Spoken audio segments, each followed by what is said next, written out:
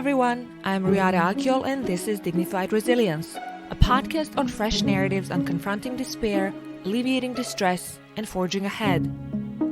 In this podcast, we hear from people around the globe at all stages of life and variety of industries, and learn how to channel dignified resilience to survive, feed the soul to heal, and connect with others through inspiring compassionate actions and behavior. At the same time, I aim to grow a global conversation that seeks to better acknowledge different socio-cultural perspectives on meaningfully weathering life's adversities and achieving well-being. Here is a noble and humane invitation for surpassing our old selves by learning about and from other people's moving forces and limitations for successfully overcoming affliction and ache. Remember, we have different lives, distinct pathways, cultures, and contexts, but we can find common ground in supporting dignified resilience anywhere. So let's go then.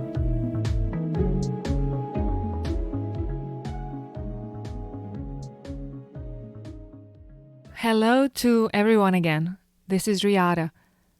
It's our first episode as an introduction to what's coming up. I hope that wherever you are listening to this right now, you are healthy, safe, strong, grateful, and holding on to your loved ones. I see you. I hear you. I acknowledge you. You are not alone. I say this because as a journalist, a Bosniak woman, coming from a community of Europe's indigenous Muslim population, I know very well the importance of having a voice heard, being seen, or getting help during a tough time. My people endured so much pain throughout our history, including the latest genocide that happened between 92 and 95. But it's also that hurtful repetition of events that has made me stronger and also made me proud and often astonished about the beautiful resilience of my family, friends, community. You'll hear a lot about Bosnian and Bosniak resilience in this podcast, but it will not be just about them.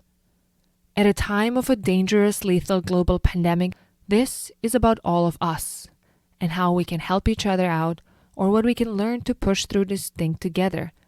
Better, smoother, or a bit easier at least.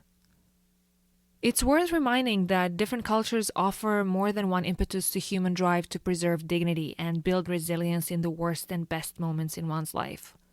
Regardless, in those tough times when we all experience some hardship, it is our reaction to it or something of value that others offer to us in that moment when we need it the most, which can impact our future immensely. And right now, when many experts agree that life as most people knew it cannot fully return, certainly so until we get a vaccine, while we try to understand how to continue, I feel we need to hear about hope. I offer you conversations about dignified resilience as a possibility that we can all aspire to build, manifest to inspire, and uplift to celebrate. I imagine this podcast as a combination of personal insights, some extraordinary human stories, and fascinating research. Throughout, together, we will innovatively explore and link two powerful concepts, dignity and resilience, that matter to us all. I did not arrive at this expression on the spur of the moment. It happened after a deep consideration of what I thought might be the most poised response for myself and my fellow community after the Nobel Prize in Literature was shamefully awarded in December 2019 to Austrian writer Peter Hanke, a denier of the Bosnian genocide. This highly prized legitimization of the denial of the horrific human slaughter came as a particularly disquieting news to all those who acknowledge the unquestionability of the extensively documented and internationally established facts. Many Bosnian Muslims are still searching for the remains of their loved ones. For myself, like for many fellow Bosnians, that period at the end of last year circumstantially turned into one of a renewed deliberate self-inspection. In the weeks up to the infamous ceremony award, the diversity of individual responses by friends of Bosnia or the survivors of the Bosnian genocide reflected the multitudes of pain. It also affirmed the varieties of approaches for coping with the old vulnerabilities, while at the same time receiving a new punch to post-traumatic fragilities. So, propelled by the conscientious burden and considering the self-imposed responsibility to continue contributing to protecting the historical truth about Bosnian genocide, I arrived at the idea of dignified resilience. It resonated perfectly with what I realized so many people around me, starting from my family and community, had consciously or unknowingly already exhibited throughout the years and situations. I first publicly voiced the term in a foreign policy interview as my suggestions and description of a set of actions that Bosnians might do to constructively move forward. It was also the start of my more extensive research and personal transformation as well, one that allows me to be both more vulnerable and brave at the same time. And so now this horrible pandemic just made me even more aware of the importance of both resilience and dignity, whether it's living or dying with it. In my family, like in many yours, there are people with compromised immune systems. A close member has successfully overcome a mild version of COVID, fortunately, and my close family members in Sarajevo currently work in the health sector, either as doctors in hospitals, in health management, or in local pharmacies. I check in with them daily and think of them frequently, as I do with other cousins and friends everywhere.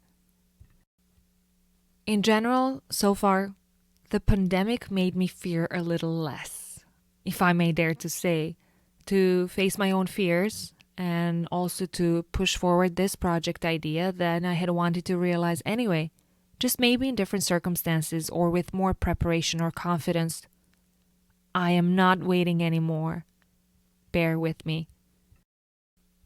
That said, in this podcast, we will confront some increasingly troubling threats and other well-enduring traumas in today's world, the experiences of dehumanization, alienation, online and offline bullying, tribalism, authoritarianism, ethno-religious bigotry, war. But we will also talk about art and music and fashion and humor and God and kindness and love, and all sorts of things that will help us understand from what sources and values do different people facing challenge draw strength from, what makes them going, and how do they channel fear into action that ends up being helpful, inspiring. What is behind those people who, even when facing adversity with often little resources, continue forward guided by self-worth? How do they elevate from suffering and often intended humiliation to moral triumph with grace? We'll learn together.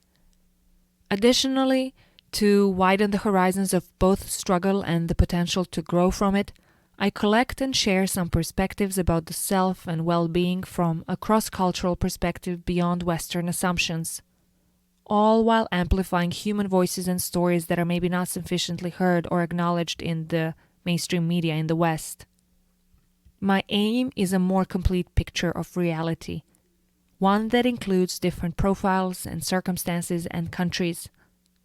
We'll get to know each other better, all through fresh stories and a variety of places.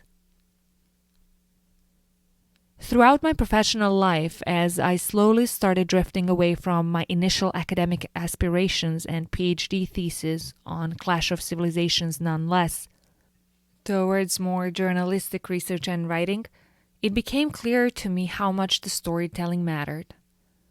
Whether I learned, whether I wrote, whether I listened, whether I just tried to be more humble. I remain thankful for all opportunities I've so far gained to share different kinds of stories with wider audiences on some of the world's most prominent media platforms, and thus shed new light on topics that I find both pertinent and personally important about politics, gender, and religion. Along the way, I've also understood the personal necessity of spiritual fulfillment and spiritual grounding, as I keep discovering the basis that offers the strongest support for continuous building of my own dignified resilience. As a woman, as a parent, as a Muslim in today's world. This podcast is another step on that journey of self-discovery, a manifestation of my commitment towards learning and creating meaningful content, and also an invitation to grow and connect with you. Let me tell you a little anecdote. In 2013, I lived in Istanbul, Turkey with my Turkish husband, Mustafa, who is a scholar of Islam and author of several books related to freedom and our religion. And when I accompanied him on his book tour for Islam Without Extremes, the book that was published around that time in the United States, we visited more than 20 cities and dozen states in about 30 days. So I bought a small Sony camcorder and a microphone, but that turned out to be a really bad one. Maybe I'll publish at least snippets of my own recorded observations from those fun visits from a few years ago. Some were emotional remarks, some were heated observations and conversations, but all of them remain precious regardless. I bought that equipment in 2013 because I was curious and excited, personally and professionally. But beyond that, I created a purpose for myself. Not just to store memories that would be available for our kids to watch one day, but also to record some valuable testimonies of mostly beautiful human connections made between people and strangers of different faiths, convictions, political perspectives, and all of those who gathered around a book or idea of freedom. I've tried to stay true to that mission of being the connector or connecting people. And so here it is, 7 years later, with a little better camera and microphone, but still with a lot of space to grow, which you will allow because the world is falling apart, kind of. I'm coming back or coming out with my first self-produced podcast project that, again, I'm so excited about.